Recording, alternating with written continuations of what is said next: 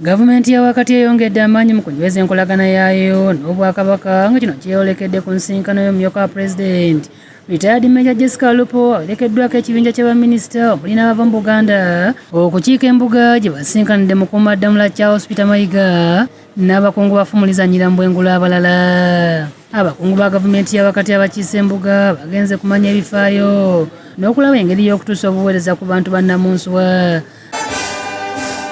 Mubaka bwa Pulezidenti bw'atisse Lupo asabye Obwakabaka okukola enteekateeka mwana asisinkanira Ssaabasajja Ronald Muwenda Mutebi owookubiri n'abakulembeze b'ennono abalala okwogera ku nkulaakulana egasiza awamu abantu. His Excellency the President asked me to also announce he will again appoint another special day where he will meet all the cultural leaders of Uganda at the level of kings, all the kings or cultural leaders of institutions across the country.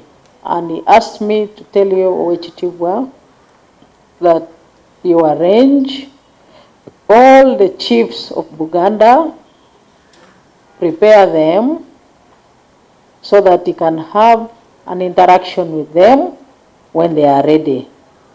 And you lead them to him. We shall relay the message to him, and then he will be given the appointment and the venue of that meeting. In so doing, His Excellency the President would like to directly participate in this dialogue. Download the app on App Store or Google Play Store now. Vision Digital Experience, the future of media.